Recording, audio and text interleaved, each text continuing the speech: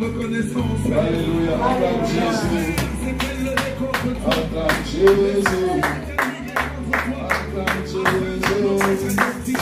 Mais Dieu dans son amour infini et dans ses compassions qui se renouvellent chaque matin, il a décidé que ce serait la fin de la captivité.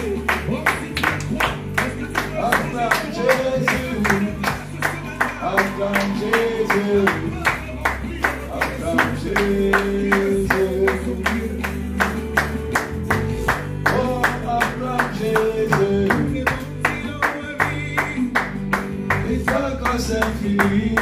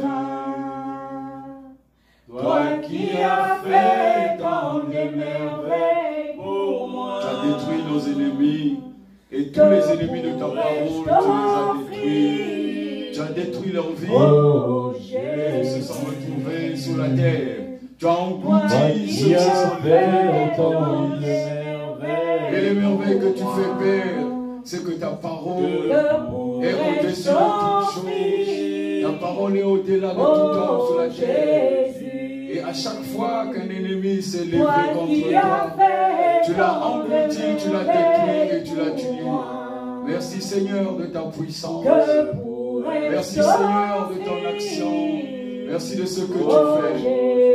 C'est toi qui as envoyé la lèpre à ceux qui étaient infidèles, tu as envoyé la lèpre à ceux qui ne craignaient pas ta parole. Alors ce matin Père, que ta parole se manifeste afin que toi seul tu sois glorifié.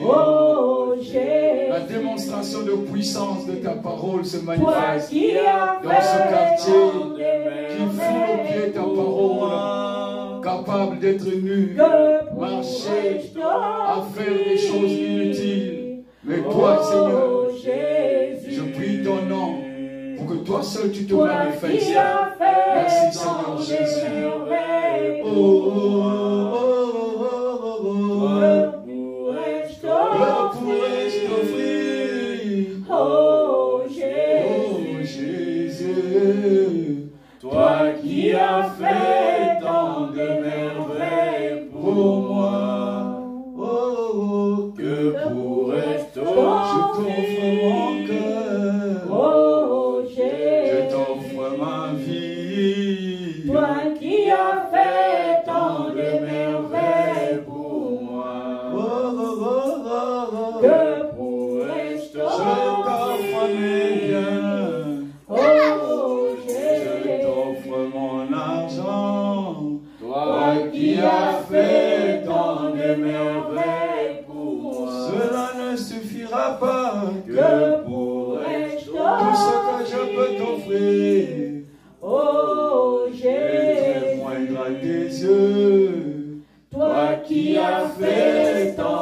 merveilles pour moi. Oh Jésus, que pourrais-je Jésus, Oh Jésus, je t'offre tout, toi qui as fait tant de merveilles pour moi. Oh Jéhovah, Que pourrais-je t'offrir?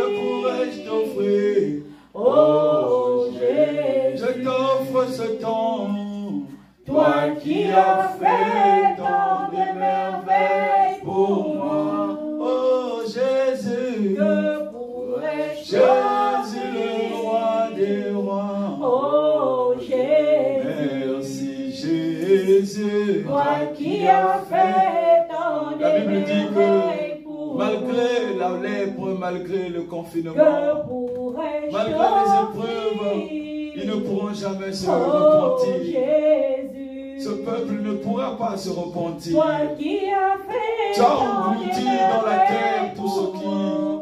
ne se repentaient pas, Père. Que pourrais-je Que pourrais-je t'offrir quand je vois la puissance de ta parole? Oh Jésus, Quand je vois la manifestation de ta vie sur la toi terre? qui as fait À travers tant nous, de Père, tu nous as appelés à merveilles manifester ta vie.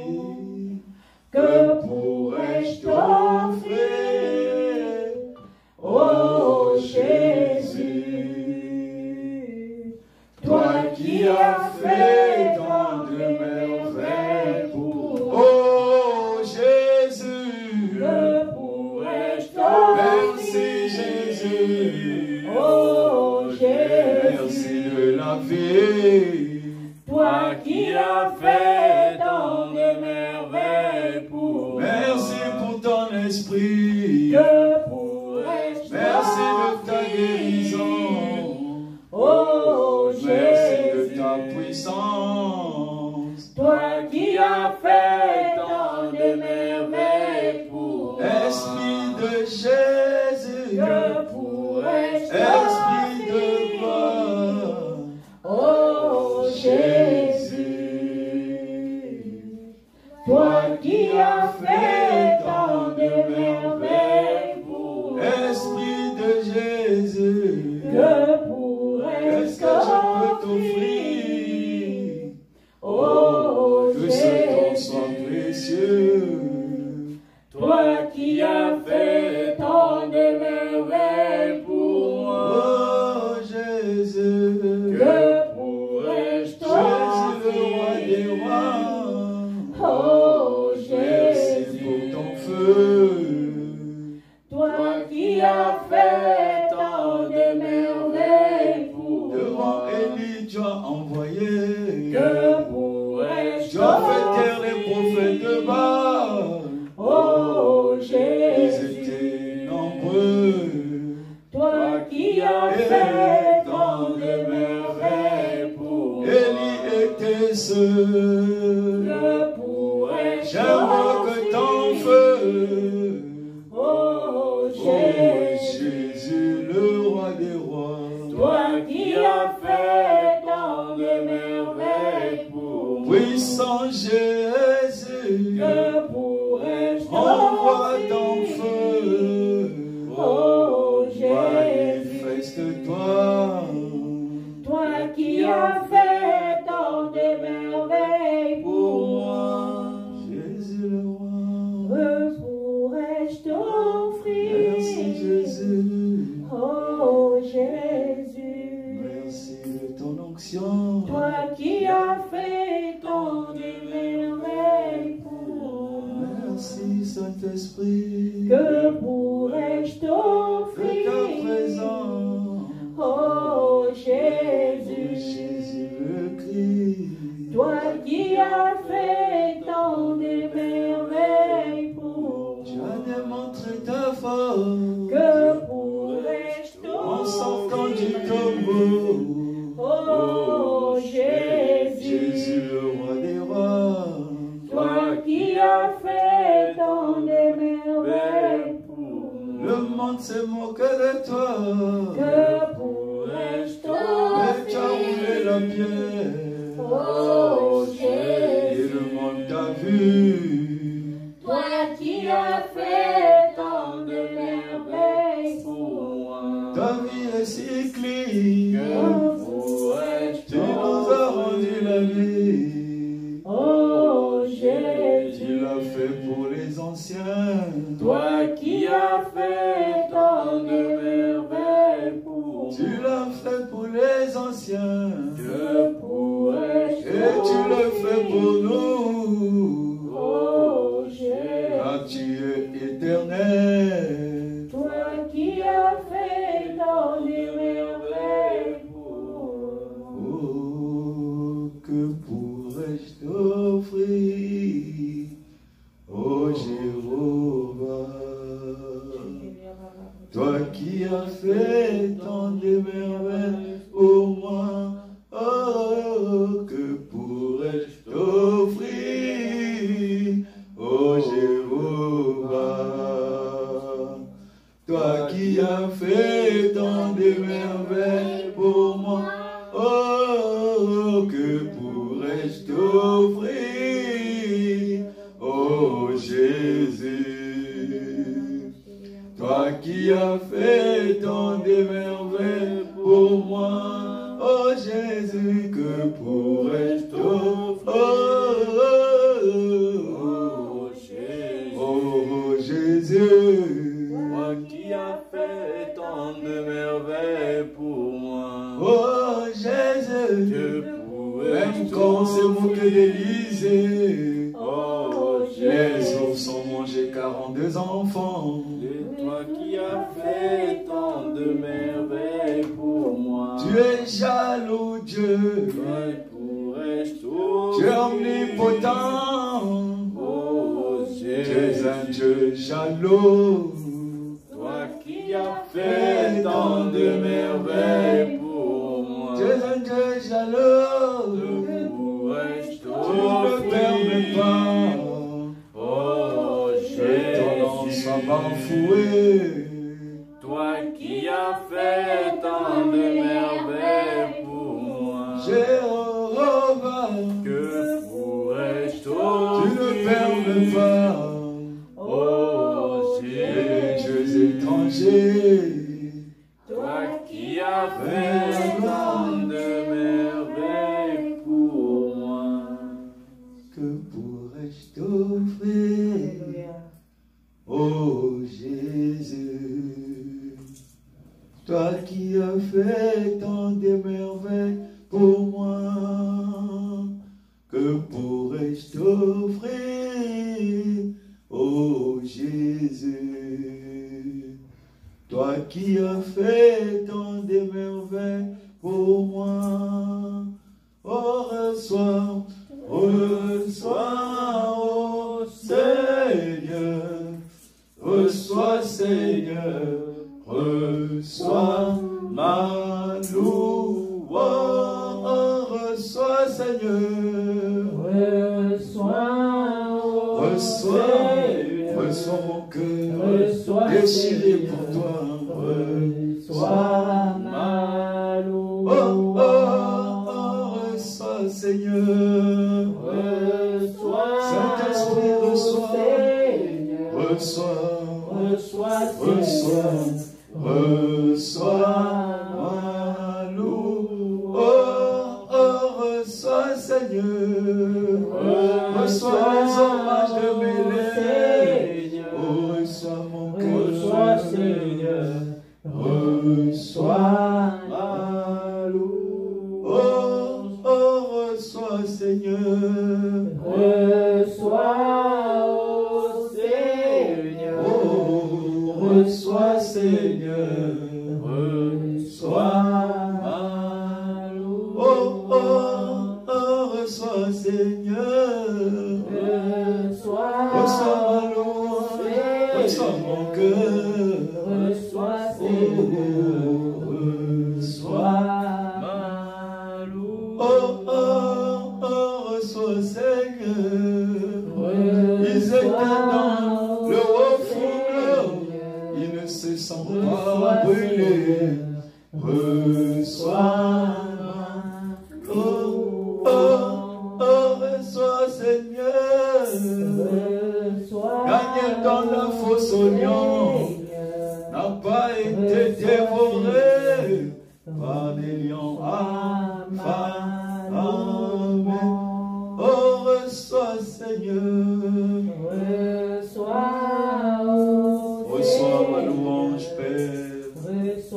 Reçois mes lèvres, reçois l'hommage de mes lèvres. Reçois comme tu as reçu l'hommage de Daniel, comme tu as reçu l'hommage de Moïse en face de la mer Rouge.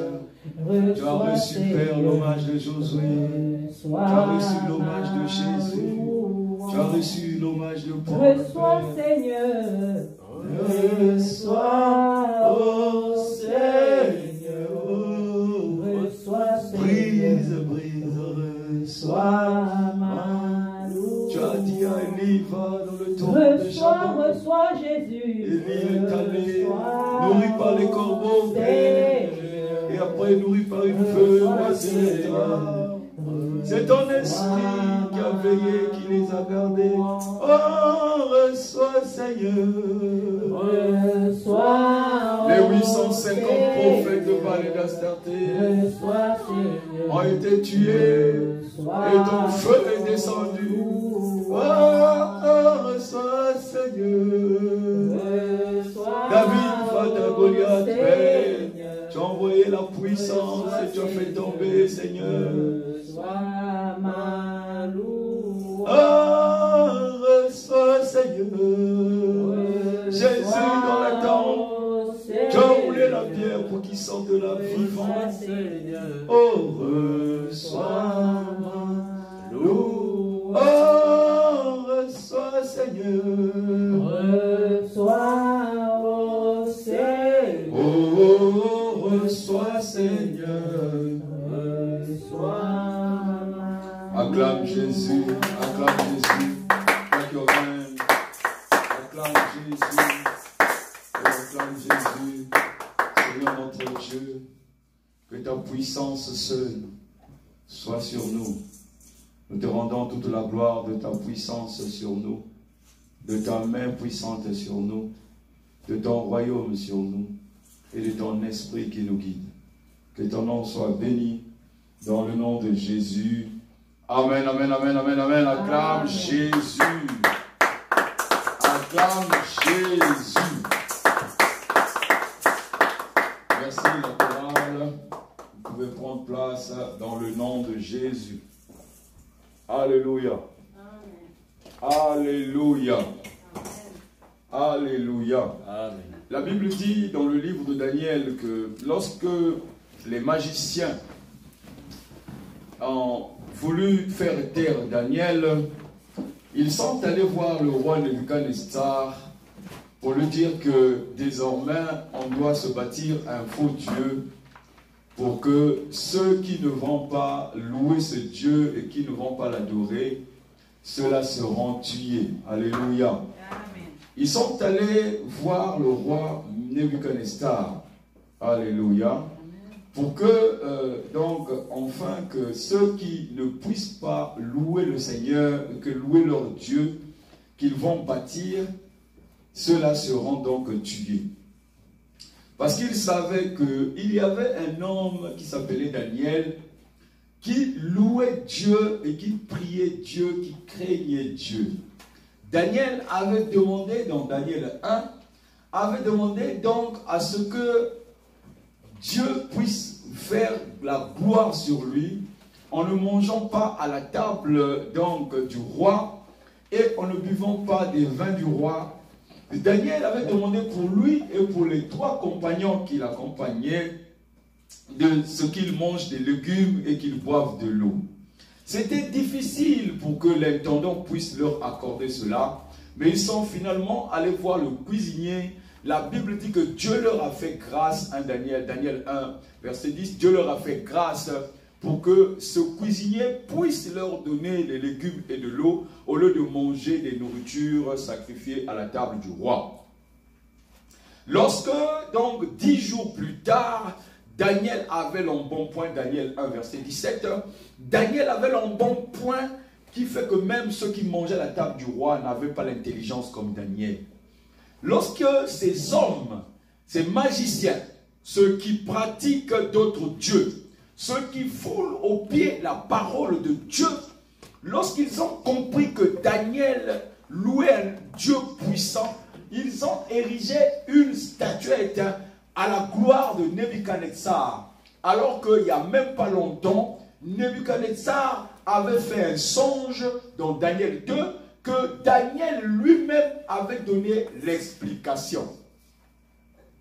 Lorsque Nebuchadnezzar a compris que Daniel, le Dieu de Daniel, était le véritable Dieu, Nebuchadnezzar a donc considéré Daniel dans Daniel 4. Alléluia. Il est arrivé qu'il a pris les 3 compagnons de Daniel, il les a jetés dans le haut fourneau parce qu'ils avaient refusé de se prosterner devant le Dieu de Baal, devant les faux dieux. Les faux dieux, ce sont des raisonnements, ce sont des pensées, car l'homme se suffit à lui-même. Il se suffit à son petit portefeuille et face à la mort, l'homme commence à penser, est-ce que Dieu existe? Alléluia!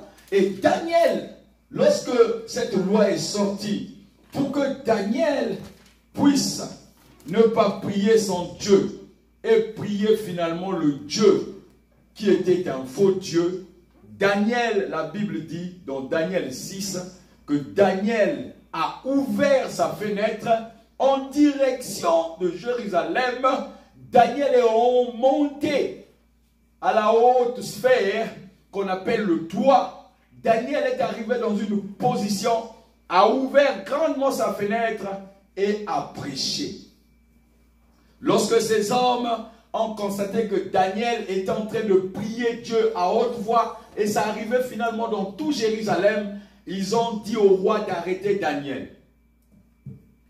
Et le roi Nebuchadnezzar a arrêté finalement Daniel, qui lui avait rendu service, parce que le roi devait tuer les magiciens, les astrologues et tous ceux qui ne pouvaient pas traduire le rêve du roi. Le roi les a épargnés parce que Daniel avait reçu de l'Éternel la signification de ce rêve, et Daniel n'a pas attendu que le roi lui dise le rêve. Daniel lui a révélé son rêve. Malgré le bon sens que vous pouvez avoir, malgré les bonnes choses que vous souhaitez même pour votre quartier, mais ils ne vont jamais vous acclamer, ni dire qu'ils vont acclamer votre Dieu. Malgré que Daniel les a sauvés de l'hécatombe, ils sont venus dire au roi d'arrêter Daniel et de le tuer. Parce que Daniel était un serviteur puissant de Dieu. Ils ont arrêté Daniel. Daniel comptait sur l'Éternel. C'est pour cela que ce matin, je n'ai pas encore commencé.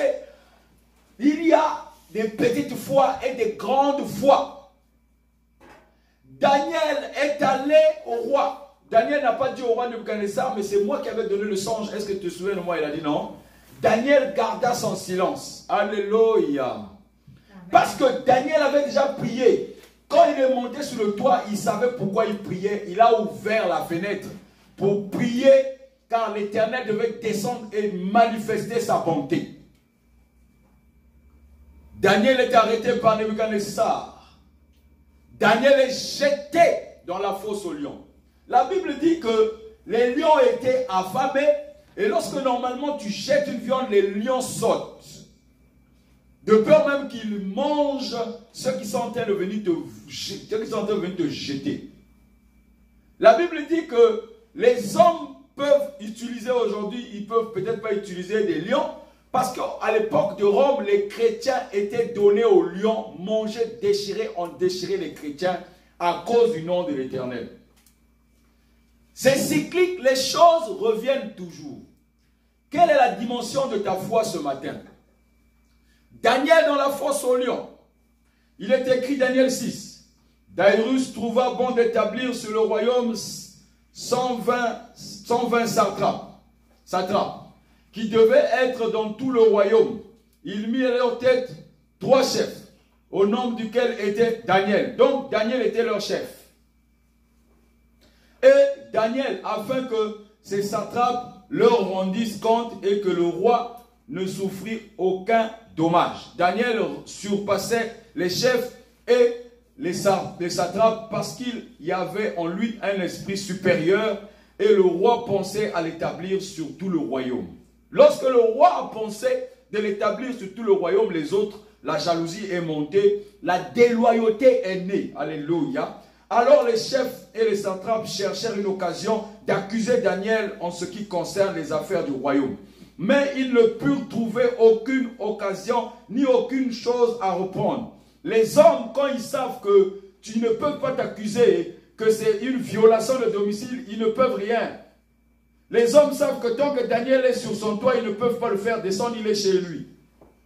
Alors ils cherchent une occasion pour te faire tomber, c'est-à-dire pour te pousser à ce que tu rentres en colère, que tu rentres pour dire n'importe quoi. On va appeler maintenant injure publique. Or, injure publique, dans le code pénal, il est écrit que injure publique peut te conduire en prison. Dieu te parle ce matin. Il te dit que fais attention dans les endroits où tu te trouves. Garde ton calme et ne dis absolument rien. Alléluia.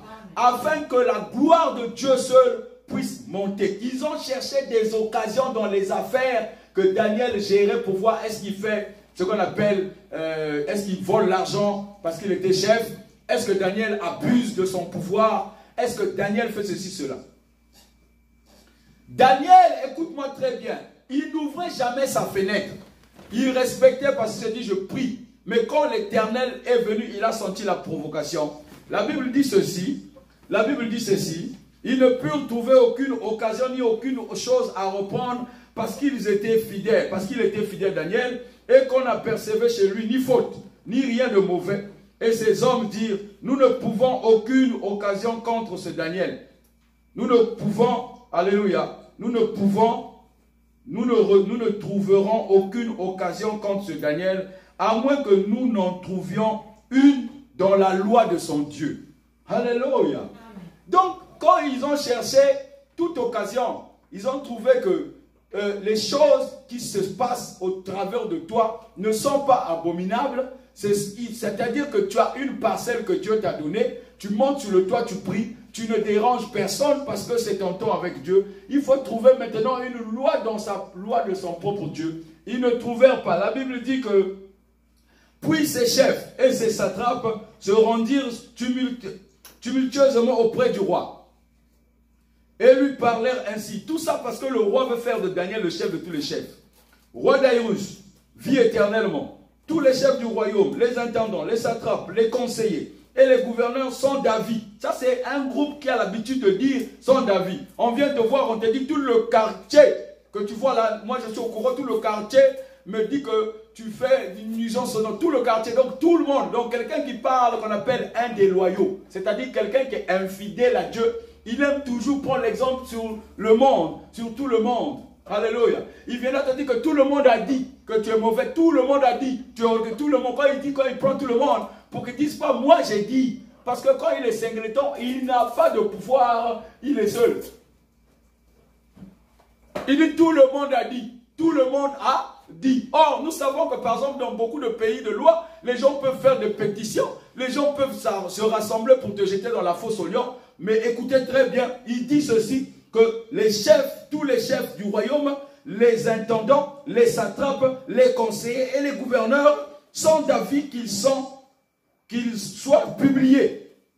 Un édit royal avec une défense sévère, portant que quiconque, dans l'espace de 30 jours, alléluia, quiconque est confiné doit garder sa bouche fermée, alléluia, adressera des prières. Quiconque, dans l'espace de 30 jours, adressera des prières que Dieu, à quelque Dieu ou quelque homme, excepté à toi, Daïrus, ô roi, sera jeté dans la fosse au lion. Les hommes trouveront toujours des manières de te faire tomber. Garde ta foi et garde l'existence de Dieu en toi. Que ton cœur soit déchiré ce matin. Que ton cœur soit déchiré ce matin. Parce que tu as pitié de ces hommes. Parce que tu vas suivre là, tu vas voir la suite. Tu vas voir la suite, qu'est-ce qui s'est passé? Est-ce que Daniel avait envie que les hommes soient tués? Non. Daniel 1, il a sauvé ses hommes. le roi avait décidé dans le rêve qu'il avait fait, personne ne décrétait le songe. Le roi a décidé à commencer à vouloir tuer déjà les magiciens, les astrologues. Daniel est sorti pour dire arrête de tuer ces hommes. Et Daniel a expliqué le rêve et ces hommes furent épargnés. Et le roi a décidé de faire de Daniel un chef parmi les chefs. Et avec eux. Mais lorsque maintenant le roi s'est rendu compte que Daniel avait un esprit supérieur, il dit non, je ferai de toi chef au-dessus de tout le monde, comme ça tout le monde te rencontre. Ils ont voulu maintenant le tuer. Verset 8. Maintenant au roi, confirme la défense et écrit le décret, afin qu'il soit irrévocable selon la loi des Médès et des Perses, qui est immuable. Là-dessus, le roi Daïrus décrivit le décret et la défense. Lorsque Daniel sut que le décret était écrit, écoute très bien, il se retira dans sa maison où les fenêtres de la chambre supérieure étaient ouvertes. Il ne montait jamais là-bas, dans la direction de Jérusalem, là où les gens devaient entendre qu'il est finalement en train de prier le Dieu qui est éternel, qui rend grâce et qui fait gloire, qui monte le royaume au-dessus.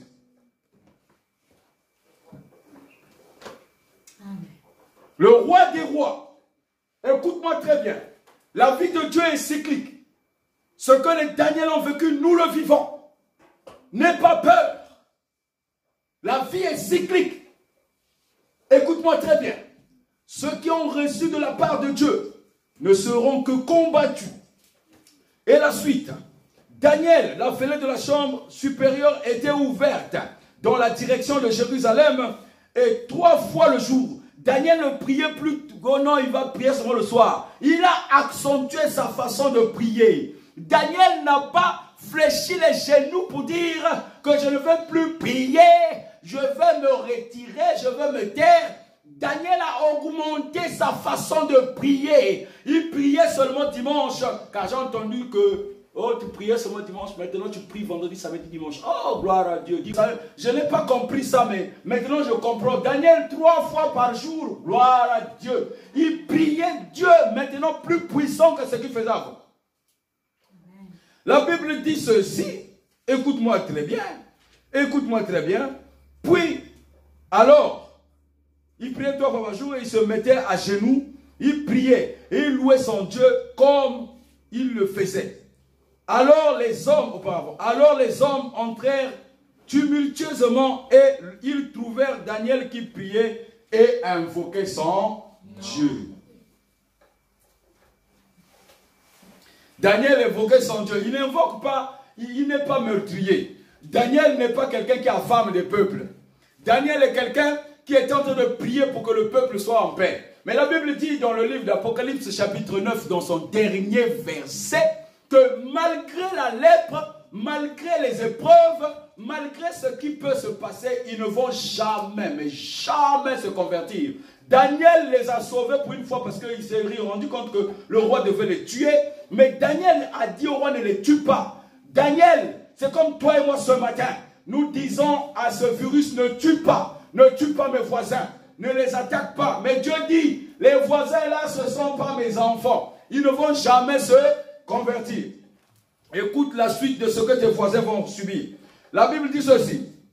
Alors, les hommes entrèrent tumultueusement, ils trouvèrent Daniel en train de prier et invoquer son Dieu. Puis, ils se présentèrent devant le roi et lui dirent, au sujet de la défense royale, n'as-tu pas écrit une défense portant que quiconque, dans l'espace de 30 jours, adresserait des prières à quelque dieu ou quelque homme, excepté à toi, ô roi, serait jeté dans la fosse aux lions. Le roi répondit, la chose est certaine, selon la loi des Médès et des Perses, qu'il est humiliable. Ils prirent de nouveau la parole et dirent au roi, Daniel, l'un des captifs de Juda, n'a tenu aucun compte de toi. Mon frère, ma soeur, est-ce que Daniel n'a pas tenu compte du roi? Daniel, c'est lui qui est allé voir le roi. À l'époque, Daïrus, c'est le fils de Nebuchadnezzar. À l'époque de Nebuchadnezzar, Daniel avait sauvé ses hommes. Et Daïrus avait entendu ce que Daniel avait fait. Et donc, le descendant de Nebuchadnezzar, Daïrus, a accompli ce que son père avait laissé comme décret, a élevé Daniel et il voulait le rabaisser.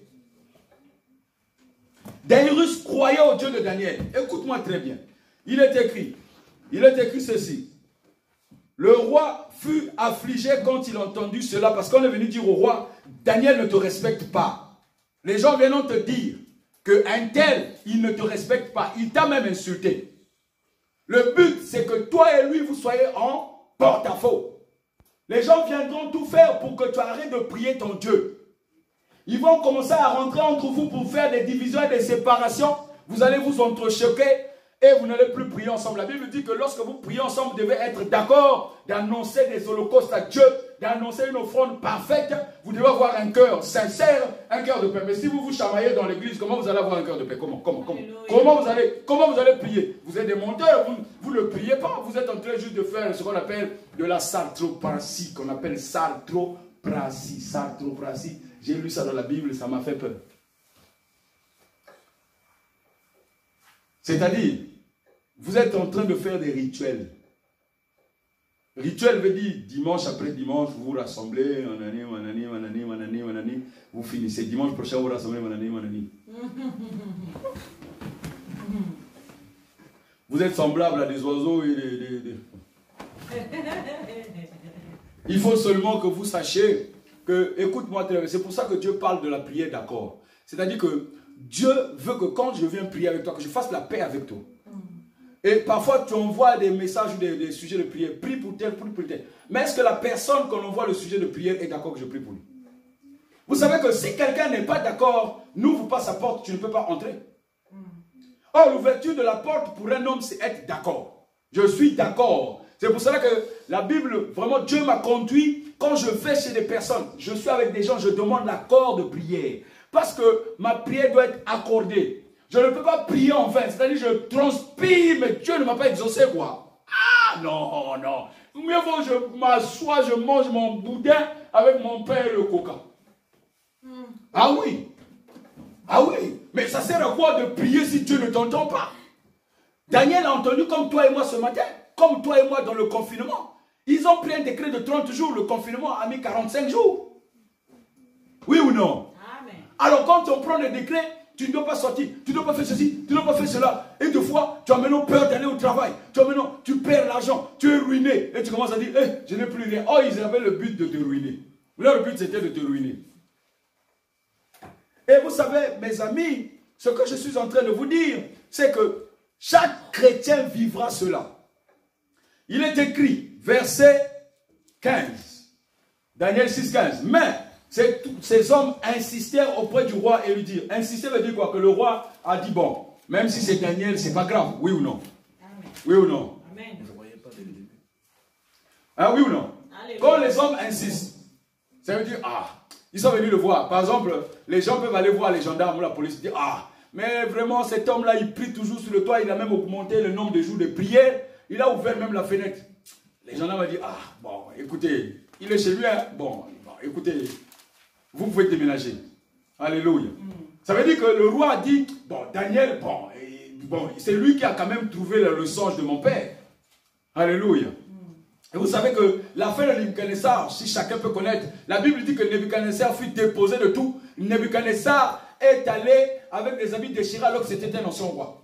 Il faut lire Daniel, chapitre 4, 5, tu vas voir à partir du chapitre 3. Il est écrit, verset 15, mais les trois hommes insistèrent auprès du roi et lui dirent, sache, ô roi, que la loi des Mèdes, il lui répète encore la loi alors que c'est le roi qui a pris la loi. Il dit, la loi des Mèdes et des Perses exige que toute défense ou tout décret confirmé par le roi soit immuable, irrévocable, que personne ne puisse enfreindre.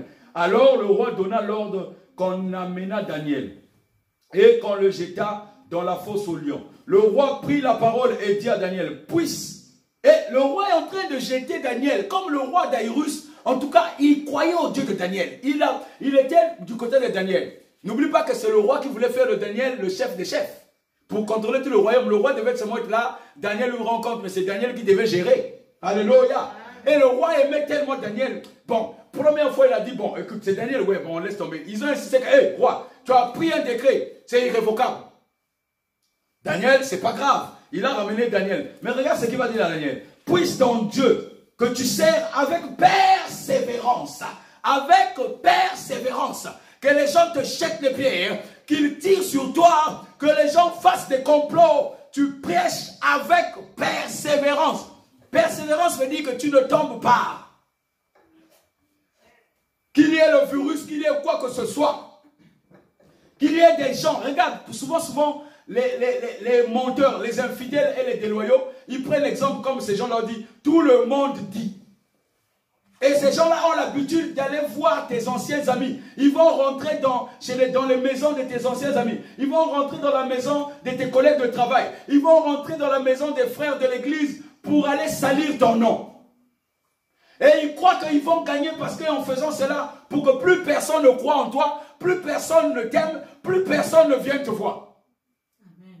Ils se lèvent chaque jour, chaque moment. Ils téléphonent, ils vont voir. Ils disent n'importe quoi sur toi. Ils salissent ton nom. Ils font des faux témoignages pour que le monde puisse te bannir comme si le monde avait une importance aux yeux d'un serviteur de Dieu. Le monde n'a pas d'importance. Le monde n'a pas d'importance. Que je vive, que je meure, la vie est avec moi. Jésus est avec moi. Que je vive, que je meure, Jésus est avec moi. Amen. Et quand ils vont voir les personnes, pour que tu puisses être en porte-à-faux, ils créent des discordes, ils se retrouvent dans un groupe. Et écoute très bien, là ils se sont retrouvés tous. Tout ce que Daniel a, donc les 119 satrapes, puisque Daniel était le 120e.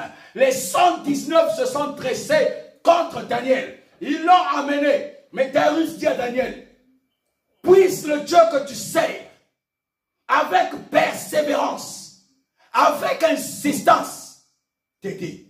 Alléluia. Darius dit, puisse ton Dieu, que tu sers avec persévérance, te délivre. On apporta une pierre et on l'a mis sur l'ouverture de la fosse. Daniel ne dit plus rien. N'oublie pas que Daniel avait déjà ouvert la fenêtre, avait prié. Et il savait ce qui devait arriver. Puisqu'on a dit, et il savait. Puisque le décret, c'est que si tu pries un autre Dieu que Darius, tu vas te jeter à la fosse de lion. Le décret sorti, Daniel était chef. Donc les premiers à recevoir le décret, c'était les Daniel. Ils étaient 3 chefs dans tout Jérusalem. Et quand Daniel est monté sur la fenêtre, il sait que quand il va prier, ils vont venir l'arrêter, ils vont le jeter dans la fosse au lion. Alléluia. Beaucoup de gens savent ce qui peut arriver, ce que les gens ont fomenté comme coup contre coup. Ils ont fait des coups contre toi et beaucoup de gens le savent, mais c'est ce qui permet même aux chrétiens de reculer au lieu d'avancer plus puissamment dans ce qu'ils font. Pour être déterminé et persévérant. Car l'Éternel n'a dit que dans la grande foi, la petite foi ne te donnera rien. C'est pour cela, on apporta une pierre et on l'a mis sur l'ouverture de la fosse. Le roi la scella de son anneau et l'anneau de ses grands, afin que rien ne fût changé à l'égard de Daniel. Le roi se rendit ensuite dans son palais. Il passa la nuit à jeûne. Le roi commence à gêner pour le serviteur de Dieu. Parmi tous ceux qui peuvent t'attaquer, il y a toujours un qui va être avec toi. Amen. Il est de l'autre côté, mais il est avec toi. Amen. Il peut être gendarme, il peut être ministre, il peut être président. Tous les présidents peuvent être contre toi, mais il y a un qui va dire, je crois que le monsieur a dit quelque chose de bon. Vous savez, lorsque Paul était devant le Sanhédrin, il parlait, il y a un qui s'est levé, il a dit, ah, le type a dit la vérité. Tout le monde a dit, laisse tomber. Alléluia. Il y a toujours une personne. Et le roi donc est passé à Jean. Il ne fit point venir de concubine auprès de lui. Il ne put se livrer au sommeil. Le roi se leva au point du jour avec l'aurore. Et il alla précipitamment à la fosse au lion. En s'approchant de la fosse, il appela Daniel d'une voix triste. Alléluia. Amen. Le roi prit la parole et dit à Daniel, Daniel, serviteur du Dieu vivant, alléluia, ton Dieu que tu sers avec persévérance, a-t-il pu te délivrer des lions? Vous savez que si Dieu n'avait pas délivré Daniel de la fosse aux lions, la foi de Darius allait carrément se briser. Darius ne pouvait plus croire en Dieu. Parce que si Dieu n'avait pas délivré Daniel, Darius n'a pas dormi. Darius a jeûné. Darius n'a pas fait venir des concubines. Il croit au Dieu que Daniel sert. Et il dit, je suis sûr, même si vous l'accusez, et que je le jette dans la fosse au lion, son Dieu va le délivrer. Ton Dieu te délivre ce matin. Ton Dieu te délivre ce matin. Ton Dieu te délivre ce matin. Au nom de Jésus. Ton Dieu te délivre ce matin. Au nom de Jésus. Ton Dieu te délivre ce matin. Au nom de Jésus. Ton Dieu te délivre ce matin. Au nom de Jésus. Quelle que soit la situation dans laquelle tu as été plongé, quel que soit tout ce qui a été fait contre toi, ce matin, la justice de Dieu va parler. Et tu vas être délivré au nom de Jésus. Amen. Il appela Daniel, tristement. Il lui dit, Daniel, ton Dieu que tu sers. Tristement, on dit comment? Daniel, serviteur du Très-Haut, du Dieu vivant. Alléluia. Ton Dieu que tu sers avec persévérance, a-t-il pu te délivrer des lions? Question. Et il attend. Le roi Daïrus attend. Il se dit, Daniel va parler. Alléluia. Il dit non. Et quand il pose la question, il dit, ah, s'il a été mangé ici, là, son Dieu, là, alléluia. La Bible dit, verset 21, Daniel 6, 21, et Daniel dit au roi, roi, alléluia. Amen. Vis éternellement. Mon Dieu a envoyé son ange et fermé la gueule des lions qui ne m'ont fait aucun mal. Parce que j'ai été trouvé innocent. Vous comprenez? La grande foi, le point capital de la foi de ceux qu'on t'accuse, tu dois être innocent. Amen. Alléluia. Amen. Alléluia. Amen. Si dans ce qu'on t'accuse, tu te retrouves là-dedans, Dieu ne viendra pas se manifester. Ton Dieu, il dit, il a fermé parce que j'ai été trouvé innocent devant lui. Et devant toi, mon roi, ô roi, je n'ai rien fait de mauvais. Alors le roi fut très joyeux et il ordonna qu'on fît sortir Daniel de la fosse. Daniel fut retiré de la fosse et on ne trouva sur lui aucune blessure parce qu'il avait eu confiance en son Dieu. Le roi ordonna que ces hommes qui avaient accusé Daniel, déclarent ce matin, toute flèche visée contre moi, repart vers ceux qui les ont lancés. Dans le nom puissant de Jésus. Toute langue qui se lève en justice contre moi sera tout simplement condamnée. Dans le puissant nom de Jésus. Je condamne ce matin toute langue, toute flèche lancée contre moi. Que ça puisse repartir vers celui qui l'a lancé. Que ce soit des peuples, que ce soit des foules, que ce soit des langues. Ce matin, au nom de Jésus, je proclame la puissance de la parole de l'Éternel. Acclame Jésus. Le roi ordonna que ces hommes qui avaient accusé Daniel fussent amenés et jetés dans la fosse aux lions, eux, leurs enfants. Et pourtant, il n'y avait que les hommes qui avaient accusé. Leurs enfants n'avaient rien fait. Leurs femmes n'avaient rien fait. Deux fois, les femmes disaient même aux hommes, n'accuse pas ce Daniel, laisse-le tranquille. Deux fois, le mari dit à la femme, laisse le monsieur tranquille, il ne fait rien de mal. Ce qu'il fait, ça nous fait du bien. Mais toi, la femme, tu viens. La Bible dit ceci, que même ceux qui te soutenaient ont été jetés dans la fosse aux lions. Tes enfants jetés dans la fosse aux lions. Toi qui accuses, jeté dans la fosse aux lions, une fois que tu étais jeté dans la fosse aux lions, et avant qu'ils fussent parvenir au fond de la fosse, les lions les saisirent et brisèrent tous leurs os. Avant même qu'ils ne tombent dans la fosse aux lions. Et pourtant, ceux qui accusent sont parfois seuls. Et pourtant, les enfants n'ont rien fait. Les femmes n'ont rien fait. Des fois, c'est les femmes qui accusent, les maris n'ont rien fait. Et des fois, même dans la maison, les enfants disent, mais papa, laisse ce monsieur.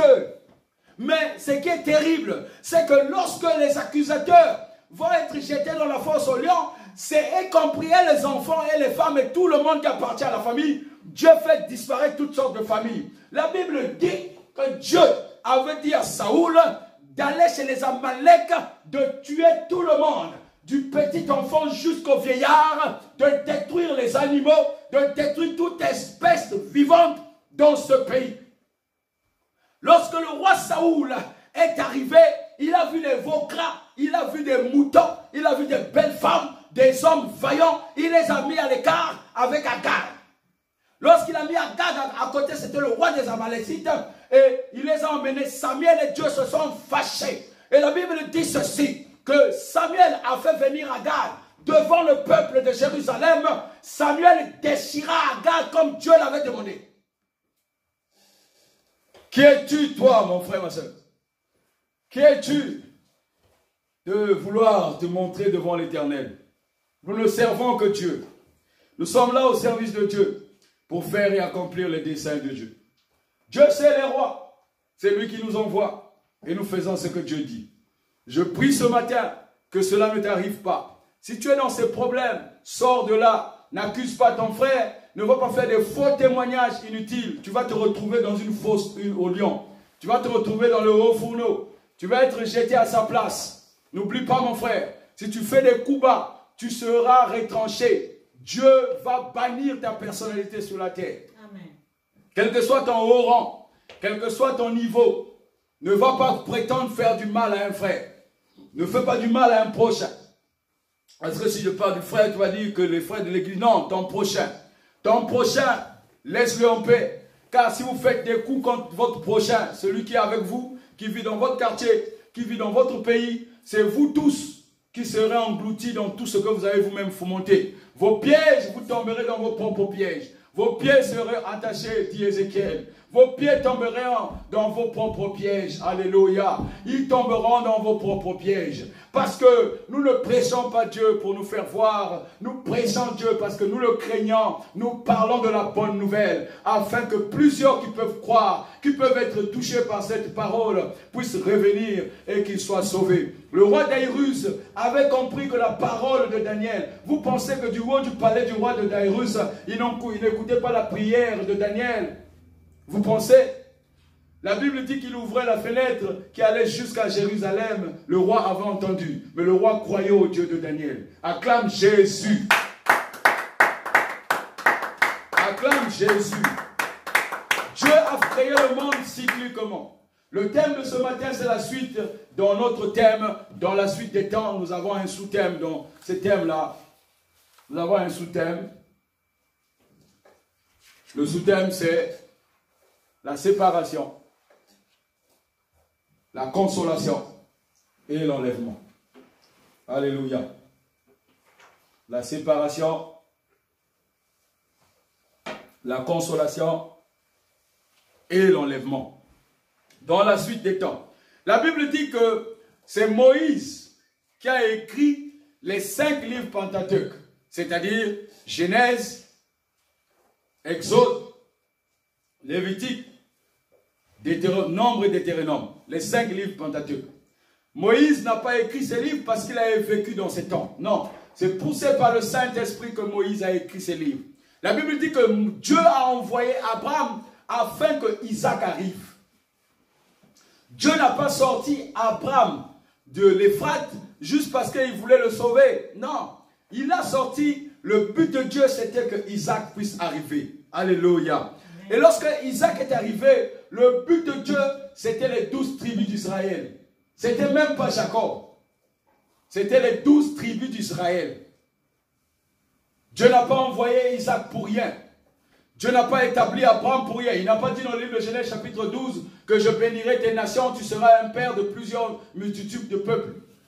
Genèse 12, chapitre 12, verset 1 à 6. Il n'a pas dit ça pour rien. Dieu n'a pas dit ces choses pour rien. Lorsque Dieu, il fait une chose, il fait ce qu'on appelle la séparation. Dieu n'a pas séparé Abraham juste parce qu'il voulait qu'Abraham soit seul quelque part. Non. La séparation, ça veut dire que la chose était déjà accolée à autre chose. Séparer le fil du précieux, comme on dit dans le livre de Jérémie, c'est séparer quelque chose. C'est le retirer de là où la chose a pris son origine. Dieu a créé l'homme à son image. Et Dieu a trouvé que l'homme devait dominer sur la terre, devait assujettir le monde, l'homme devait commander les animaux, les poissons et tout. Mais l'homme a commencé à être dominé par ces espèces. Les oiseaux qui volent dans le ciel commencent à dominer l'homme. Car parmi les oiseaux, il y a ce qu'on appelle des magiciens, des vautours. Les hommes qui volent la nuit sont tous appelés oiseaux. Ce sont eux qui vont dans les carrefours, qui jettent des sorts afin que tous ceux qui passent par là puissent trouver des accidents. Ce sont eux qui jettent des sorts dans des autoroutes. Ce sont eux qui jettent des sorts dans des familles, qui divisent les familles, qui créent des divisions. Ils lancent un venin. Leur but dans plusieurs familles. Écoute-moi très bien. Gloire à Dieu. Écoute-moi très bien. Leur but dans plusieurs familles, c'est de détruire plusieurs familles. Le monde des ténèbres les insère dans des familles. Alléluia. Pour détruire. Le monde des ténèbres les insère dans les églises pour détruire les églises. Le monde des ténèbres les insère dans des populations et dans des peuples pour les détruire. Dieu a envoyé Moïse. Lorsque Dieu a envoyé Moïse, Moïse n'était pas pauvre. Moïse a été chez Pharaon. Moïse a grandi dans la cour du roi. Moïse était dans de bonnes conditions. Moïse a étudié dans de grandes écoles. Et lorsque Moïse est sorti, le fait que Dieu l'avait appelé, Moïse, par un fait, a fui. Et maintenant, est allé dans la bergerie de Jéthro.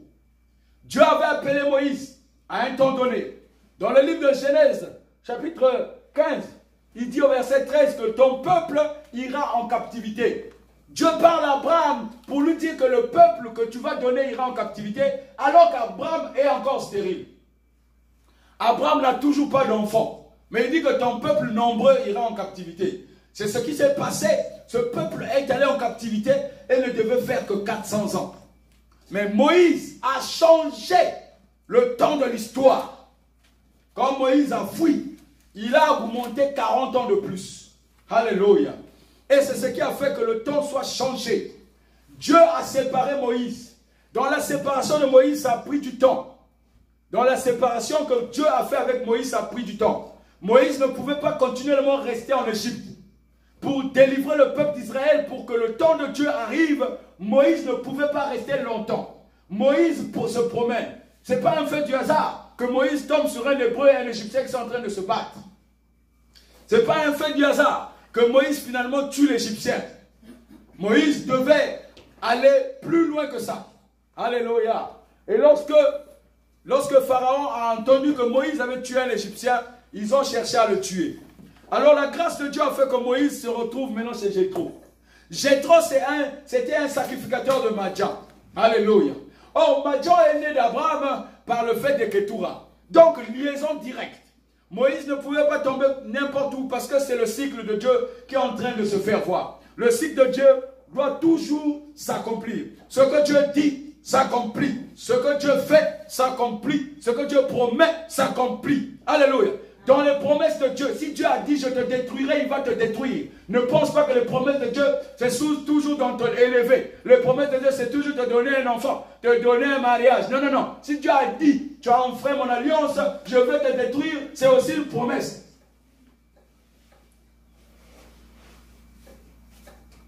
Je ne suis pas venu ce matin pour te faire peur. C'est juste pour te dire que une fois que tu as fait une promesse, elle devient une promesse. La Bible dit, ceux qui te béniront, je les bénirai. Ceux qui te maudiront, je les maudirai. C'est une promesse. C'est une promesse. Et Moïse s'est retrouvé dans le champ, dans l'élevage de Jéthro, en train d'élever les animaux, parce que Dieu devait le séparer. Dieu n'a pas rencontré Moïse en Égypte. Dieu n'a pas rencontré Moïse chez Jéthro. Dieu n'a pas rencontré Moïse lorsqu'il était en train de combattre l'Égyptien et l'Hébreu. Dieu a rencontré Moïse dans un buisson ardent. Moïse était seul. Exode chapitre 2. Alléluia. Amen. Moïse était seul. Moïse était seul. Le premier point de ce matin, c'est la séparation. La séparation.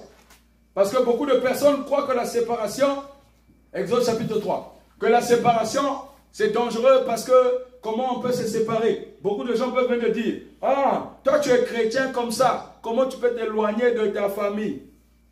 Oh, mon frère, c'est Dieu qui sépare. N'accuse personne. Ne viens pas accuser quelqu'un parce que c'est Dieu qui sépare. Moïse n'a pas rencontré au puits. La Bible dit que Moïse était au puits. Il a rencontré Séphora. Ce n'est pas là où Dieu l'a rencontré. Dieu l'a rencontré dans un buisson ardent. Il est écrit, Exode 3, Moïse faisait paître le troupeau de Jéthro, son beau-père, sacrificateur de Madian, et il mena le troupeau derrière le désert et vint à la montagne de Dieu à Horeb. Dis Amen. Amen. L'ange de l'Éternel lui apparut. Qui a dit à Moïse d'aller à la montagne de Horeb? C'est Dieu. L'ange de Dieu lui apparut dans une flamme de feu. Au milieu d'un buisson, Moïse regarda et voici le buisson était tout en feu. Et le buisson ne se consumait point. Moïse dit, je veux me détourner pour voir quelle est cette grande vision. Comment Moïse commence à voir que c'est une vision? C'est Dieu. Alléluia.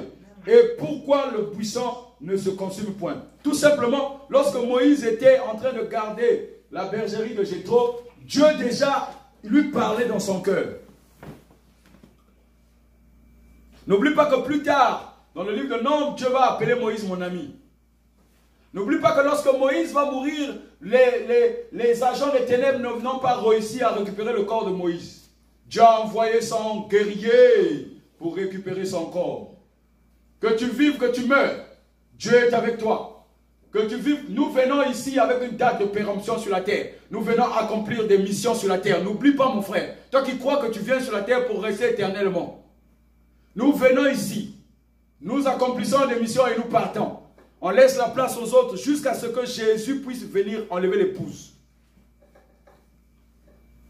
Notre rôle, c'est de naître et de mourir. Nous naissons, nous mourons. Alléluia. Et notre âme reste en vie. La Bible dit que lorsqu'il a rencontré Moïse dans le buisson, Moïse s'est dit quelle grande vision. La Bible dit que ce même Moïse, c'est lui que Dieu a envoyé pour sortir les enfants d'Israël de leur captivité, que Dieu avait dit dans Genèse chapitre 15 verset 13. Le même Moïse 500 ans plus tard. Alléluia. Dieu ne fait pas les choses au hasard, comme on dit dans le livre de Jérémie chapitre 1 verset 15, verset 5. Dieu ne fait pas les choses au hasard. Alléluia. Alléluia. Amen. Alléluia. Amen. Alléluia. Amen. Genèse 15 verset 13. Qu'est-ce qui est écrit? Il est écrit ceci. Écoute très bien. Un fouillard. Genèse 15 verset 13. Et l'Éternel dit à Abraham, sache que tes descendants seront étrangers dans un pays qui ne sera point à eux. Ils y seront asservis et on les opprimera pendant 400 ans. Dieu a dit 400 ans, mais au final ils ont mis 440 ans. Parce que la séparation de Moïse a pris du temps. C'est Dieu qui voulait façonner Moïse. Au début c'était un grand débat. Pour le former, il fallait détruire les raisonnements qui étaient en lui. Moïse avait déjà reçu les raisonnements égyptiens. Moïse avait reçu les raisonnements de la peur. Moïse avait reçu les raisonnements du doute. C'est pour cela que Dieu devait d'abord briser tous ces raisonnements pour que Moïse reparte. Quand Dieu est venu voir Moïse dans Exode 3, il lui a dit, écoute, les ennemis qui voulaient ta mort sont morts. Alléluia. Amen. Alléluia. Les ennemis qui voulaient t'attaquer, qui voulaient te tuer sont morts. Donc tu peux aller en Égypte maintenant. Parce que Moïse avait peur, il était recherché. La Bible dit que tes descendants vont aller en captivité, mais Moïse est venu et les a sortis de leur captivité. La Bible dit qu'ils se sont retrouvés devant la mer Rouge. 7000 ont été sauvés. 7000 furent sauvés. Après Moïse, Dieu a suscité un homme de Dieu. La séparation. Alléluia. Dans la séparation que Dieu fait, Dieu va te séparer. Dieu te sépare. En fait, tu vas penser que c'est des événements qui vont se suivre. Mais si tu as l'écoute de Dieu et que tu es attentif, Dieu te sépare et te met à part. Dieu te sort dans ta famille. Genèse chapitre 12, verset 1, mon fils. Lis-moi Genèse 12, 1. Regarde quelles sont les 3 dimensions de séparation de Dieu. Dans la séparation, tu peux noter, il y a 3 dimensions. Tu peux noter ça, il y a 3 dimensions. Premier point, la séparation. Il y a 3 dimensions. Genèse 12, verset 1. Dimension de séparation. Alléluia. Que dit la parole, mon frère? La Bible déclare. Oui. L'Éternel dit à Abraham. Oui. Quitte ton pays. Premièrement, quitte ton pays. Ta patrie. Ta patrie. Et ta famille. Et ta famille. Et va dans le pays que je te montrerai. Et va dans le pays que je te montrerai. Amen. Amen. Donc, dans la séparation, pourquoi Dieu permet que tu quittes ton pays? Parce que souviens-toi que lorsque Jésus est né, Joseph est parti avec Jésus. L'événement, c'était qu'on cherchait à tuer. Hérode voulait tuer. Hérode voulait tuer les garçons jusqu'à 2 ans. Alléluia. Hérode cherchait à tuer ses bébés. Les mages ont montré l'étoile. Mais ça, ce n'est qu'une cause de séparation. Parce qu'un homme sur la terre, si aucun événement ne lui arrive, il ne va pas quitter son pays. Un homme ne va pas quitter son pays. Il va être heureux de ce qu'il fait. Lorsque le boulot encore marche, lorsqu'il a l'argent et tout, il ne va pas quitter parce que Dieu va lui dire, quitte ces choses-là. Il ne va pas les quitter. Merci Seigneur. Il ne va pas les quitter. Mais Dieu, il permet que des situations arrivent. Par exemple, tu peux te chamailler avec quelqu'un. Finalement, pour un rien, vous ne vous voyez plus. Ah, comment se fait-il? Ton créancier ne t'appelle plus. Dieu t'a séparé. Dieu peut créer une maladie. Parce que Dieu veut te parler. Il trouve que quand il vient te voir, la Bible dit que Dieu sépara la lumière d'avec les ténèbres. Dieu n'a pas séparé la lumière d'avec les ténèbres pour éclairer le monde de la lumière physique. Non. Dieu a séparé la lumière d'avec les ténèbres. La suite dit que Dieu, dans Genèse chapitre 1, verset 14, il dit qu'il créa les luminaires. Donc, la lumière qui sépare, ça n'a rien à voir avec les luminaires. Dans les luminaires, tu as les étoiles, tu as la lune, tu as le soleil, tu as tout ça. Donc, la lumière dont Dieu parle, c'est pas la lumière des luminaires. Dieu parle de la véritable lumière qui était ensemble avec les ténèbres. Il parle de Jésus. Les deux étaient confondus. Les deux vivaient dans le royaume. Et les ténèbres avaient un rôle. La lumière avait un rôle. Dieu était obligé de les séparer. Lorsque les ténèbres ont eu dans leur cœur envie de trahir Dieu, la Bible dit que c'est Dieu qui a endurci le cœur des hommes pour faire le mal. Parce que Dieu veut séparer la lumière. S'il voit que les ténèbres n'ont toujours rien, pour séparer c'est compliqué. La lumière ne peut pas quitter les ténèbres. Alléluia. Et c'est pour cela que la lumière a été séparée. La lumière, ce ne sont pas des luminaires. La lumière, ce n'est pas le soleil. La lumière, ce ne sont pas des lampadaires. Ce n'est pas ça la lumière. Ça, c'est des trucs physiques que l'homme a créés. Dieu a créé les luminaires. Genèse 1, verset 14. Et quand Dieu sépare la lumière, mais Dieu, il permet que le monde est ténèbres, que le diable se rebelle. Il le permet parce qu'il connaît le cœur de Lucifer. Lucifer a des principes terribles. Et il connaissait, Dieu n'est pas, comme je t'ai parlé de Daïrus avec Daniel. Daïrus a entendu Daniel prier. Que personne ne me dise que c'est faux. Tout le monde a entendu, donc Daïrus n'a pas entendu. Daïrus c'est le roi. Daniel pria combien de fois par jour? 3 fois par jour.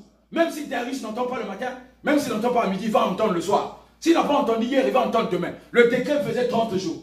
Daïrus n'a pas entendu Daniel prier. Daïrus, n'a-t-il entendu Daniel prier, oui ou non? Oui. Oh, mon frère. Donc, Dieu sépare les ténèbres. Daïrus, même quand il a attendu que les satrapes là viennent. Puisque Daïrus, dans son cœur, avait jugé qu'il ne peut pas mettre n'importe qui à la tête. Il les connaissait. Il connaissait les 119. Il savait que Daniel est le seul qui a un esprit supérieur. Mais il a laissé ses satrapes venir tomber dans leur propre piège. Quand ils sont tombés dans leur propre piège, ils ont été mangés par des lions et Daniel est resté à diriger le royaume. Amen. Dieu savait que Lucifer avait des principes pour détrôner. Dieu a laissé Lucifer faire jusqu'à ce que Dieu a décidé de séparer. Dieu l'a précipité sur la terre pour qu'il n'ait plus de royaume. Et Lucifer n'a plus de royaume. Amen.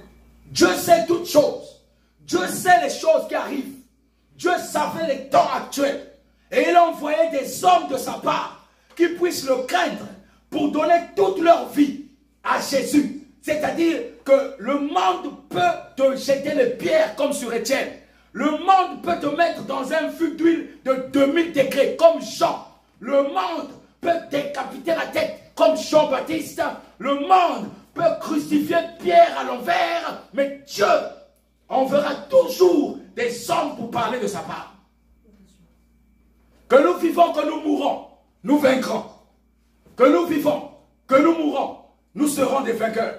Nous sommes vainqueurs par le sang de Jésus. Nous sommes vainqueurs parce que Christ a donné sa vie pour toi et moi. Christ a donné sa vie pour toi et moi. Lorsque Dieu sépare, Dieu ne fait pas les choses au hasard. Quand il veut établir un homme, il sépare. La Bible dit, Jérémie chapitre 1, verset 5, il est écrit ceci. Alléluia. Que je te connaissais avant même que tu ne fusses dans le ventre de ta mère. Je t'avais déjà conçu. Je savais qui tu serais. Il parle à Jérémie qui a 16 ans. Alléluia. Amen. Alléluia. Amen. Et il dit à Jérémie, je savais ce que tu faisais. Je connais ta vie. Comme il te dit ce matin, il connaît ta vie. Il sait ce que tu fais. Ne crains pas. Ne pleure plus. Ne pleure pas. Ne pleure pas. Ne te lamente pas sur les choses qui t'arrivent. Dieu veut te séparer. Il veut que tu sois seulement à lui.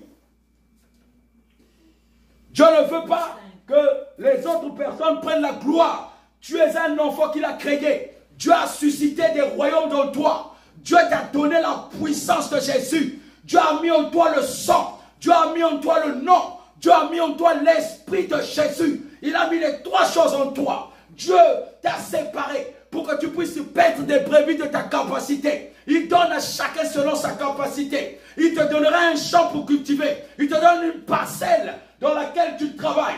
Dieu te parle matin, midi, soir. Dieu parle par son esprit. Dieu parle par des gestes. Dieu parle par des signes. Dieu t'a établi. Il te connaissait avant même que le monde ne soit créé.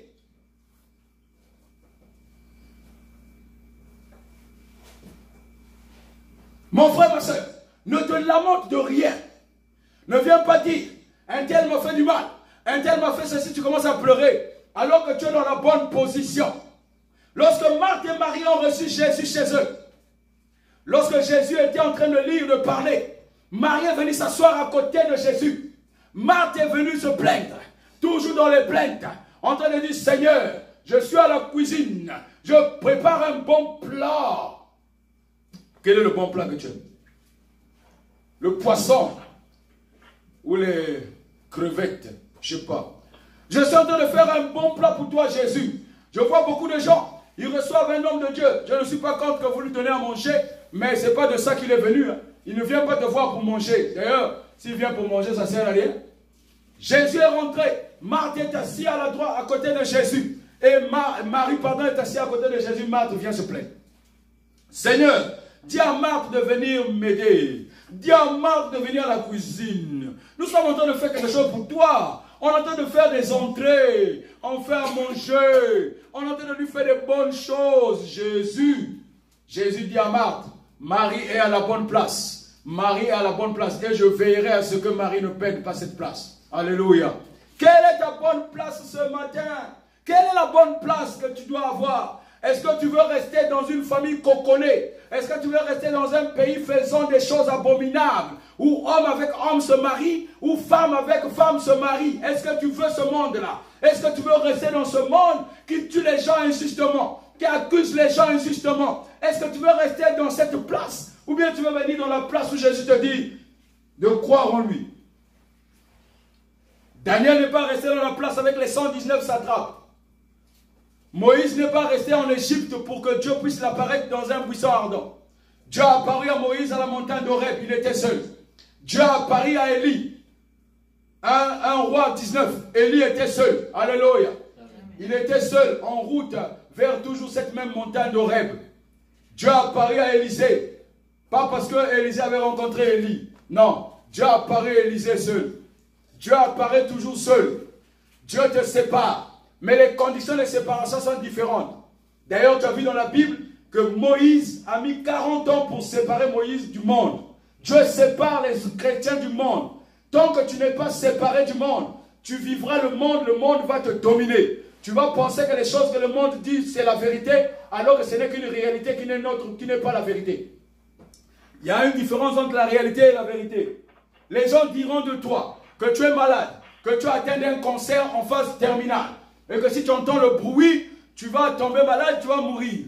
Les gens diront de toi que si tu commences à voir ou à lire les bouquins, c'est compliqué, mieux vaut lire seulement le téléphone parce que tu peux grossir les écrits. Et ils sont en train de tout faire pour t'éviter de lire la Bible. Ils sont en train de tout faire. Ils te disent même que, écoute, même sur les tablettes, tu peux avoir la Bible. Toi qui es chrétien, il n'y a pas de problème. Ils sont en train de détruire tes yeux pour que tu ne puisses pas lire la véritable parole. Parce que lorsque tu lis la Bible avec les tablettes, il y a des publicités qui passent, même des publicités pornographiques, des publicités mensongères. La séparation, c'est notre premier point. Dieu sépare et il console. Deuxième point, la consolation. Donc, tout ce qui peut arriver, pour faire un résumé sur la séparation, c'est Dieu qui veut que les choses arrivent comme ça. Car la Bible dit, toute chose concourt au bien de ceux qui aiment Dieu. Ceux qui aiment Dieu. La consolation. Alléluia. Amen. Dans le livre de 1 Thessaloniciens chapitre 5.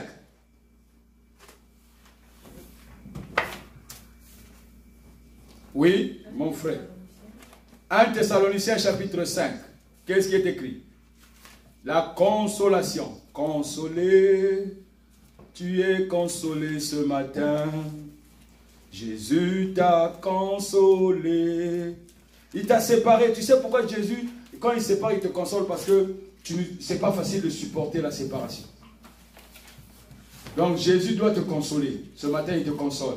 Amen. Déclare Père. Père, Merci de la consolation. merci de la consolation. C'est toi qui es roi. C'est toi qui es roi. Merci de la consolation. Merci de la consolation. Merci de la consolation. Merci de la consolation. Merci de la consolation. Merci de la Que consolation. ton nom soit béni. Que ton nom soit béni. Amen. Amen. Amen. Amen. Amen. Amen. Regarde ce que Dieu vient te confirmer. 1 Thessaloniciens chapitre 5. Il dit au verset 4.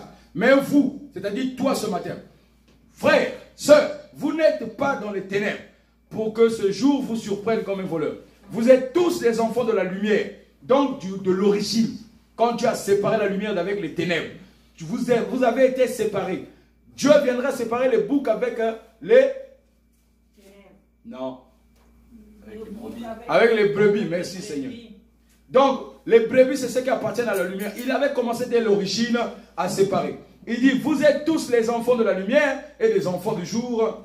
Nous ne sommes point de la nuit ni des ténèbres. Ne dormons donc point comme les autres, mais veillons et soyons sobres. Car ceux qui dorment, dorment la nuit, et ceux qui s'énivrent la nuit. Mais nous qui sommes du jour, soyons sobres, ayant revêtu la cuirasse de la foi et de la charité, et ayant pour casque l'espérance du salut. Ce sont les armes. Comme il dit, les armes avec lesquelles nous combattons sont spirituelles. 2 Corinthiens chapitre 10, verset 4. Les armes avec lesquelles nous combattons. Éphésiens chapitre 6 te donne les armes qui sont données dans le livre de Thessaloniciens. Ce qui m'intéresse au verset 12. Nous vous prions, frères, d'avoir de la considération pour ceux qui travaillent parmi vous, qui vous dirigent dans le Seigneur et qui vous exhortent. Ayez pour eux beaucoup d'affection à cause de leur œuvre. Soyez en paix entre vous. Nous vous en prions, frères, aussi frères. Avertissez ceux qui vivent dans le désordre. Consolez ceux qui sont abattus. Supportez les faibles. Usez de patience envers tous. Amen. Amen. Usez de patience envers tous. Alléluia.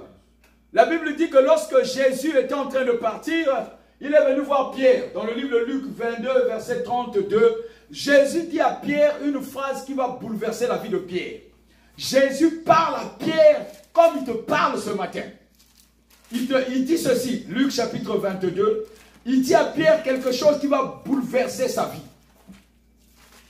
Déclare Père, Père, merci de cette parole. merci de cette Je la prends pour moi, Je la prends pour moi, afin qu'elle soit pour moi, afin qu'elle soit pour moi. qu'elle vive avec moi. Qu'elle vive avec moi. Luc chapitre 22, il est écrit ceci, verset 32. Oui, mon frère.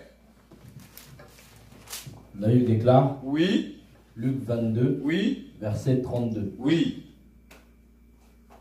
Mais moi, j'ai prié pour toi, afin que ta foi ne disparaisse pas. Afin que ta foi Disparaisse pas. Afin que ta foi Ne disparaisse pas. Et toi, quand tu seras revenu à moi, affermis tes frères. Seigneur, lui dit Pierre, je suis prêt à aller en prison avec toi. Et Mets-toi même là, mon jusqu'à la frère. mort. Mets-toi là, comme des expressions. Mets-toi là, papa. Mets-toi là, mon frère. Mets-toi là, mon frère. Mets-toi là, mon frère. Jésus dit à Pierre que j'ai prié pour toi à cause de la foi. Oui ou non? Amen. Donc, Jésus ne donne pas la foi parce que tu es déjà revenu à lui. Jésus dit ceci. Mais j'ai prié pour toi afin que ta foi ne faille point. Et toi, quand tu seras converti. Converti, c'est quoi? Affermir tes frères. Lorsque Jésus vivait avec les 12 disciples, ils n'étaient pas des convertis. C'était les hommes que Jésus avait choisis. La conversion ne passe que par la croix.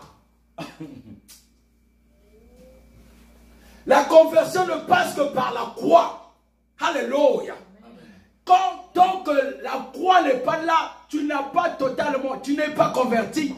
Parce que tu n'es pas passé à la croix. Jésus n'était pas encore passé. Il était sur le point de passer.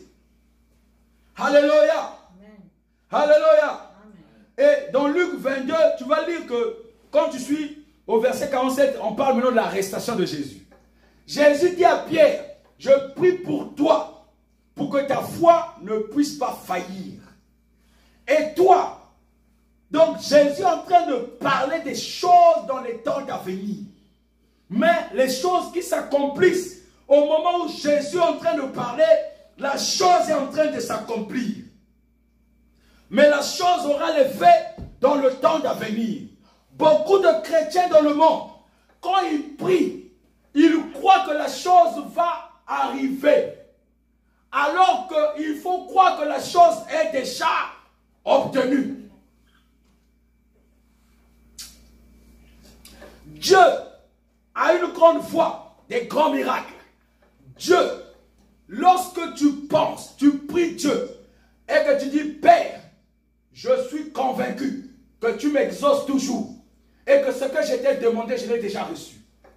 C'est la grande foi, la foi de ne pas voir. Car il dit, heureux ceux qui n'ont point vu, mais qui ont cru. Alléluia. Heureux ceux qui n'ont point vu, mais qui ont cru. Jésus parle à Pierre, que je prie pour ta foi, qu'elle ne puisse pas faillir. À quel moment sa foi va faillir?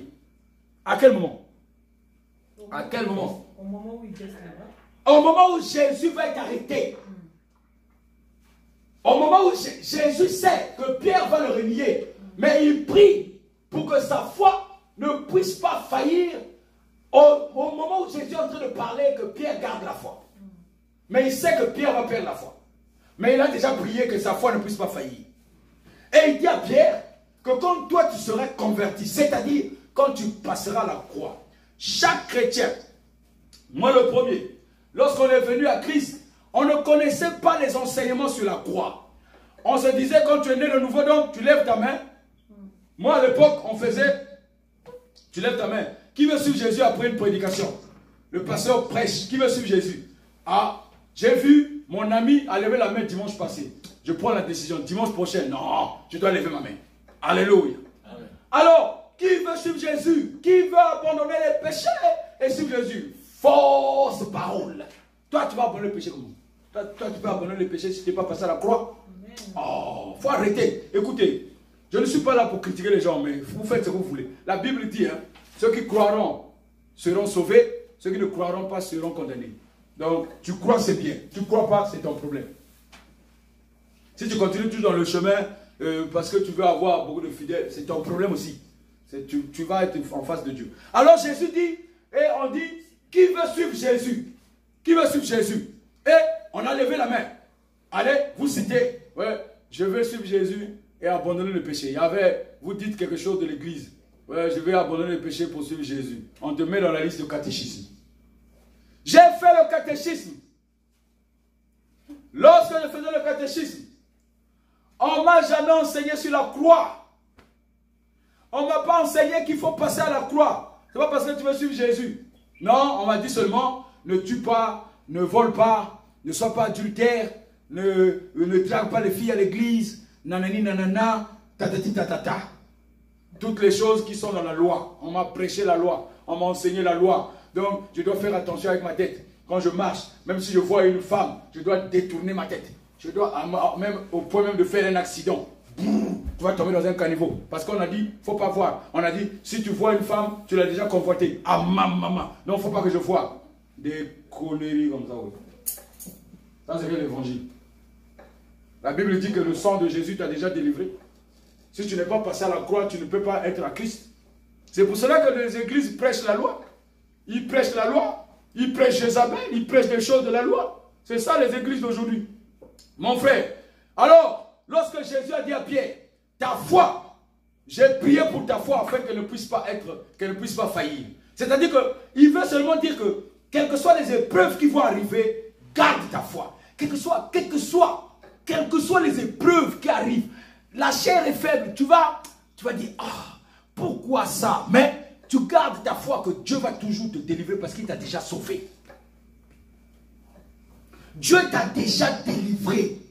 Et le passage à la croix, Jésus dit, celui qui veut me suivre, renonce à lui-même. C'est-à-dire que renoncer à la vie actuelle. Parce que celui qui détruit le péché, c'est Jésus qui détruit le péché. Maintenant, si tu veux le suivre, tu renonces aux choses actuelles. Renoncer à soi-même, c'est renoncer aux choses actuelles. Les gens vont t'élever. Ah, pasteur, ta prédication là, ça touchait le monde, hein? Tu es un grand pasteur. Il faut le dire, menteur. Il faut le dire, menteur. Tu es là en train de vouloir seulement avoir des points et ta propre vie. Les gens vont toujours vouloir t'élever. Ingénieur. Ah, mon frère est un grand ingénieur. Et alors? Et après? Ça va faire quoi? S'il va en enfer, un ingénieur en enfer, ça fait ingénieur ferreux. Oui ou non? Oui ou non? Un pasteur allant en enfer va faire pasteur férique. Enfer. Mon frère, écoute-moi très bien. L'évangile, ce ne sont pas les choses de yo-yo. Non, non. L'évangile, il faut comprendre quelle est ta vie sur la terre. Si tu comprends ta vie sur la terre, tu vas bien la mener. Tu sais qui tu es. Tu sais qu'il faut passer à la croix pour que toi, tu puisses maintenant faire quoi? Qu'est-ce qu'il a dit à la fin? Verset 32. Qu'est-ce qu'il a dit à la fin? Qu'est-ce que Jésus a dit à la fin? La même chose qu'il avait dit à Daniel. Hein? Qu'est-ce qu'il a dit à la fin? Quand tu seras revenu à moi, affermis tes frères. Ah! Donc, il a déjà établi Pierre dans le temps à venir. Affermis tes frères. Donc, il te dit, quand tu seras revenu, il veut dire quand tu vas être converti. Conversion ne passe que par la croix. Mon frère, la conversion, ce n'est pas passer au milieu des jambes des gens. La conversion, ce n'est pas quand on impose les mains sur ta tête. Non, non, non. La conversion, ce n'est pas quand on te guérit d'une maladie. Faux. La conversion, ce n'est pas ça. La conversion, ce n'est pas quand on t'établit pasteur dans une église. C'est faux. C'est faux. On te ment. La conversion, c'est le passage à la croix. La conversion, tu dois laisser renoncer. Jésus dit, celui qui veut me suivre, renonce à lui-même, saisit sa croix et me suit.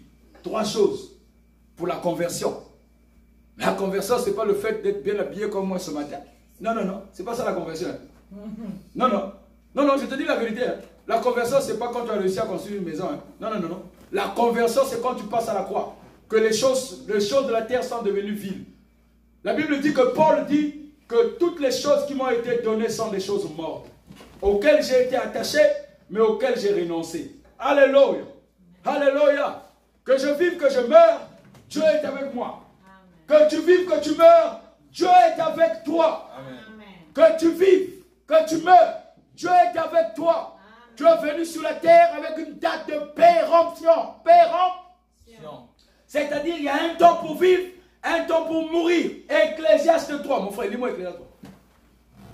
Toutes choses ont été déjà établies. Toutes choses ont été établies.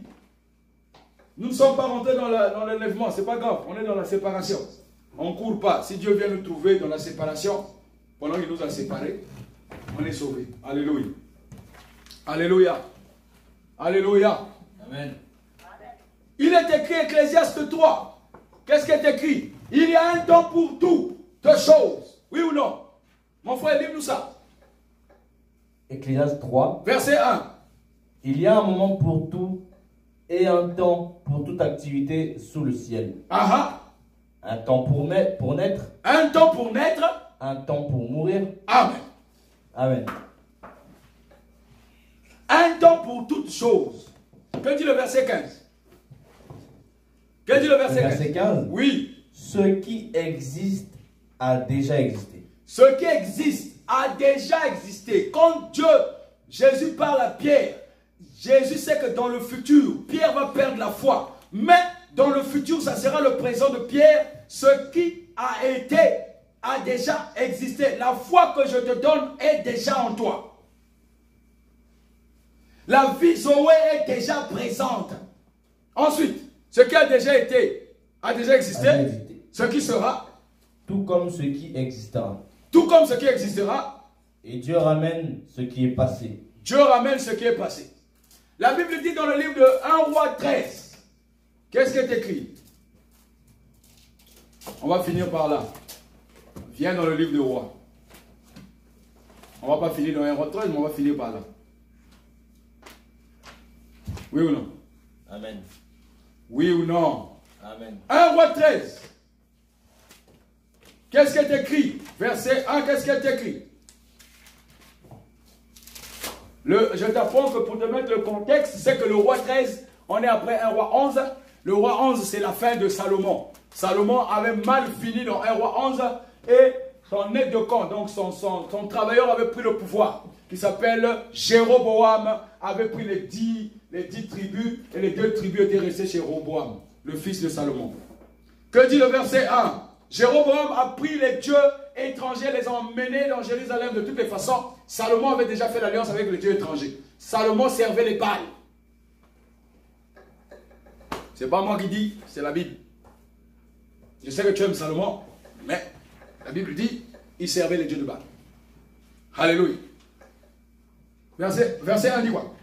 Elle lui déclare, oui. Or, un homme de Dieu arriva de Juda à Bethel. Oui. Sur l'ordre de l'Éternel. Sur l'ordre de l'Éternel. Pendant que Jéroboam se tenait près de l'autel pour brûler des parfums, il cria contre l'autel sur l'ordre de l'Éternel. Et il dit, autel, autel, voici ce que dit l'Éternel. Un fils naîtra dans la famille de David. Il s'appellera comment? Son nom sera Josias. Josias. Ensuite, il offrira en sacrifice sur toi les prêtres des hauts lieux qui brûlent des parfums sur toi. Et l'on brûlera sur toi des ossements humains. Ok. Dieu parle et Josias n'est pas venu maintenant. Hein. Quand cet homme parle à Jéroboam, Josias est arrivé 300 ans plus tard. Ésaïe chapitre 44. Bon. Vas-y, le temps nous faisant défaut. Vas-y. Mais lis la parole quand même. Ah. Alléluia. Alléluia. Amen.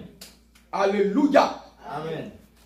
Ésaïe 44, verset 28. Je vais lire. Je dis de Cyrus, il est mon berger, et il accomplira toute ma volonté. Il dira de Jérusalem qu'elle soit rebâtie, et du temple qu'elle soit fondée. Ainsi, verset chapitre 45. Ainsi parle l'Éternel à son oint à Cyrus, qu'il tient par la main pour terrasser les nations aujourd'hui et pour relâcher la ceinture des rois, pour lui ouvrir les portes afin qu'elles ne soient pas fermées. Jéroboam bâtissait des hôtels. Beaucoup de gens bâtissent des hôtels. Je ne parle pas pour que tu puisses arrêter de bâtir tes hôtels. Je parle pour que tu comprennes que ça ne sert à rien de bâtir les hôtels. Cela ne servira absolument à rien. Il y en a qui bâtissent les hôtels sur leur argent. Et chaque fois, ils viennent prier même à côté de leur argent. Il y en a qui même étant malades, gardent leur argent sous leur coussin. Il y en a qui bâtissent les hôtels par rapport à une femme. Il y en a qui bâtissent des hôtels par rapport au fait qu'il est pasteur dans une église, personne d'autre ne doit parler. Tu as été établi dans Jérémie chapitre 1. Nous sommes nombreux à être établis de la part du Seigneur. Arrêtez de bâtir des hôtels inutiles dans votre propre vie. Ne vous mettez pas dans le joug de l'ennemi. Ne vous mettez pas dans ces hôtels. N'allez pas vers ce que Dieu n'a pas dit. Dieu a fait une promesse. Ceux qui croiront en moi seront sauvés. Ceux qui ne croiront pas seront condamnés. Et leur fin, c'est la ruine, c'est la mort. Dieu, quand Dieu fait ses promesses, il les réalise toujours. Dieu ne laisse pas ses promesses aller en vain. C'est pour cela, ce matin, je veux t'appeler à te lever. J'appelle que tu te mettes debout et que tu puisses te regarder dans un miroir, que tu puisses te regarder. Je veux que ton cœur soit debout ce matin. Je veux que ton cœur puisse louer le Seigneur. Je veux que ton cœur soit déchiré, brisé ce matin. Je veux que ton cœur puisse se convertir. Je veux que tu te convertisses de tout ce que tu fais, de tout ce que tu as fait et tout ce que ton cœur rumine de faire. Convertis-toi, mon frère, ma soeur, ce matin. Reviens à l'Éternel. Loue l'Éternel et prie Dieu continuellement. Sers-le avec vaillance. Sers-le avec précipitation. Sers-le avec persévérance. Sers Dieu de tout ton cœur. Jéhovah est ton nom. Jéhovah est ton nom. Jéhovah est ton nom. Oh, Jéhovah est ton nom. Jéhovah est ton nom. Jéhovah est ton nom. Jéhovah est ton nom. Oh, Jéhovah est ton nom. Jéhovah est ton nom. Oh, Jéhovah est ton nom. Jéhovah est ton nom. Oh, Jéhovah est ton nom. Jéhovah est ton nom. Et Jéhovah est ton nom. Jéhovah est ton nom. Oh, Jéhovah est ton nom. Jéhovah est ton nom. Oh, Jéhovah est ton nom. Jéhovah est ton nom. Oh, Jésus-Christ est ton nom. Jésus-Christ est ton nom. Oh, Jésus-Christ est son nom. Jésus-Christ est son nom. Oh, Jésus-Christ est son nom. Jésus-Christ est son nom. Oh, Jésus-Christ est son nom. Jésus-Christ est ton nom. Oh, Jésus-Christ est son nom. Jésus-Christ est. Oh, Jésus-Christ est son nom. Jésus-Christ est. Ce matin, mon frère, ma soeur, brise ton cœur et déchire ta vie. David, une fois qu'il avait commis le péché, était ignorant. Il ne savait pas que ce qu'il faisait n'était pas bien. Mais Nathan le prophète a été envoyé par Dieu pour que son cœur soit déchiré, afin qu'il comprenne pour se repentir, non pas pour que Uri revienne à la vie, mais que Dieu se serve toujours de lui pour accomplir les desseins qu'il a déclarés. Dieu veut se servir de toi, non pas pour que les mauvaises choses, les choses anciennes reviennent, mais pour que Dieu se serve de toi ce matin.